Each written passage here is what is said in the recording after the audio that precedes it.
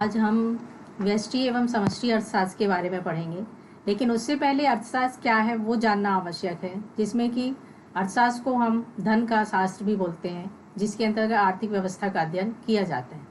व्यष्टि अर्थशास्त्र के अंतर्गत आर्थिक समस्याओं का विश्लेषण प्रायः दो दृष्टिकोण से किया जाता है, व्यष्टि विश्लेषण, समष्टि विश्लेषण। तो व्यष्टि अर्थशास्त्र का संबंध व्यक्तिगत इकाइयों से, जैसे कि एक व्यक्ति, एक फर्म, एक उद्योग, एक वस्तु का मूल्य इत्यादि से अध्ययन होता है। लेकिन इसके विपरीत ही समष्टि अर्थशास्त्र में बड़ी इकाइयों का अध्ययन किया जाता है, कुल व्यय, कुल बचत, कुल विनियोग इत्यादि का अध्ययन होता है।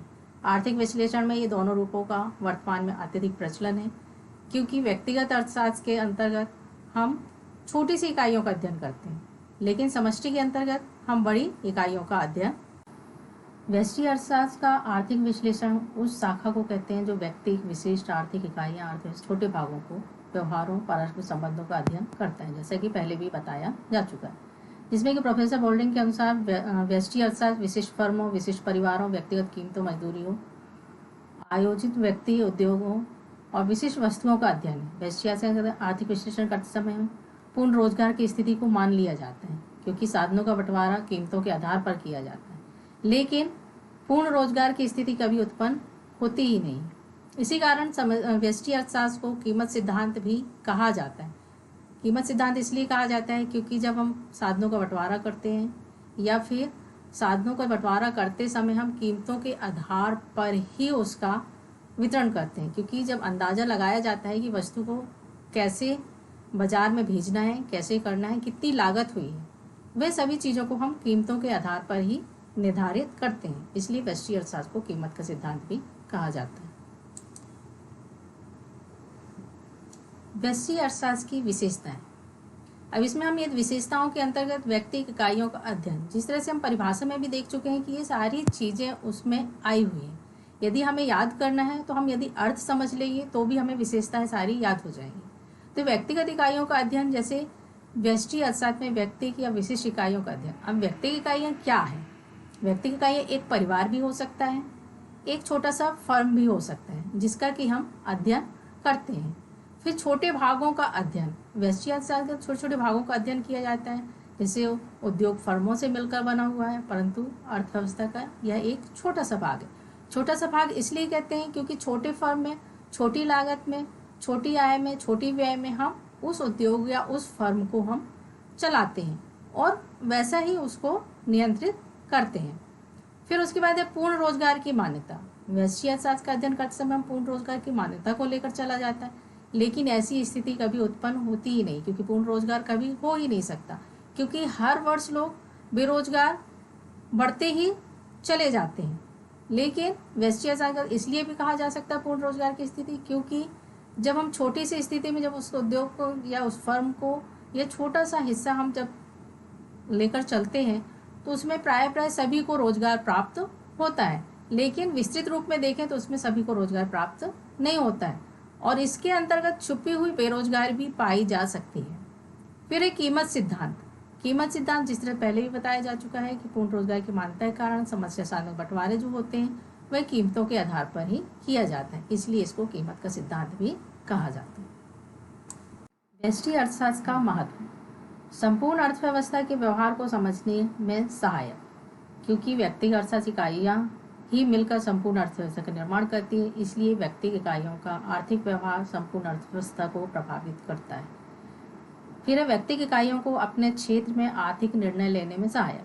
व्यष्टि अर्थशास्त्र व्यक्तिगत इकाइयों को अपने क्षेत्र में आर्थिक समस्याओं के संबंध में निर्णय लेने में मदद करता है। वह इसलिए क्योंकि जब हम व्यक्तिगत इकाइयों का अध्ययन करते हैं या व्यक्तिगत इकाइयों का निर्णय लेते हैं तो हम स्वयं ही उसमें स्वतंत्र होते हैं और वह निर्णय लेने में मदद करते हैं।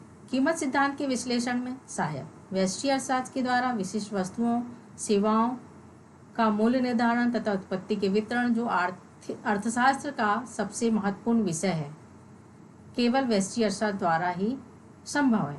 इसमें कीमत सिद्धांत, जैसे कि हमने पहले ही बताया है, कीमत सिद्धांत का अर्थशास्त्र भी इसे कहा जाता है। फिर अगला है आर्थिक नियमों के निर्माण में सहायक। अर्थव्यवस्था के अनेक महत्वपूर्ण नियम होते हैं, जैसे समसीमांत उपयोगिता नियम, उपयोगिता ह्रास नियम, उपभोक्ता की बचत इत्यादि। निर्माण सीमांत विश्लेषण पर आधारित है। यह सीमांत विश्लेषण व्यष्टि अर्थशास्त्र का एक महत्वपूर्ण यंत्र है, क्योंकि आर्थिक नियमों का निर्माण जो है हम छोटे हिस्से में ही करते हैं या छोटे फर्मों में भी करते हैं, वही फिर धीरे धीरे बड़े फर्मों में भी लागू होने लगती हैं। व्यक्ति इकाइयों की कार्यकुशलता वृद्धि में सहायक है, क्योंकि अर्थव्यवस्था में कार्य करने वाली विभिन्न व्यक्ति इकाइयों में विश्लेषण अध्ययन से उनके पाई जाने वाली कमियों का पता लगे जा सकता है। उसकी कार्यकुशलता में भी सुधार किया जा सकता है। यह इसलिए कहा गया कुशलता में वृद्धि में सहायक है, क्योंकि यदि कोई कमी है, उत्पादन हमें कैसे करना है, उत्पादन को हम कैसे बढ़ा सकते हैं, यदि कार्य में कुशलता में कमी है तो उसको भी हम सुधार कर सकते हैं, श्रमिक कुशलता को भी बढ़ाया जा सकता है। इस तरह से हम कार्य कुशलता में वृद्धि करके उत्पादन में भी वृद्धि कर सकते हैं। सरकार की आर्थिक नीति के निर्माण में सहायक। सरकार की आर्थिक नीति का प्रभाव व्यक्ति की इकाइयों के कार्य कारण पर पड़ता है। अतः सरकार के लिए यह आवश्यक हो जाता है कि भाई किसी भी नीति का निर्माण करते समय व्यक्ति की इकाइयों पर पड़ने वाले प्रभावों को भी ध्यान में रखा जाता है, क्योंकि यदि हम संपूर्ण अर्थव्यवस्था का जब अध्ययन करते हैं तो हम संपूर्ण को न लेकर व्यक्ति की इकाइयों को भी ध्यान में रखते हैं, ताकि यदि जो गरीब वर्ग है उसको भी लाभ हो, मध्यम वर्ग है उसको भी लाभ हो, साथ ही साथ पूंजी वर्ग है उसको भी लाभ प्राप्त हो सके। अगला है व्यष्टि अर्थशास्त्र की समस्याएं। मतलब व्यष्टि अर्थशास्त्र का अध्ययन करते समय हमें कौन कौन सी समस्याएं उत्पन्न होती हैं। संपूर्ण अर्थव्यवस्था के संचालन का सही चित्र प्रस्तुत न करना। व्यष्टि अर्थशास्त्र व्यक्ति इकाइयों का संचालन एवं संगठन विश्लेषण में ही लगा रहता है। उसके द्वारा संपूर्ण अर्थव्यवस्था के संचालन की कोई ध्यान नहीं दिया जाता, क्योंकि यह व्यक्तिगत इकाई है तो वह सिर्फ अपने फर्म पर, अपने कर्मचारियों पर, अपने श्रमिकों पर ही ध्यान देता है। फिर अवास्तविक मान्यताओं पर आधारित, जिस प्रकार के हमने पहले भी बता चुके हैं, पूर्ण प्रतियोगिता और पूर्ण रोजगार, यह जो है अवास्तविक मान्यता है, क्योंकि ये स्थिति कभी भी उत्पन्न हो ही नहीं सकती है। फिर है व्यष्टि आर्थिक विश्लेषण के निष्कर्षों का संपूर्ण अर्थव्यवस्था पर लागू न होना। यह आवश्यक नहीं कि जो निर्णय व्यक्ति इकाइयों के लिए उचित हो वही संपूर्ण अर्थव्यवस्था के लिए भी उचित हो।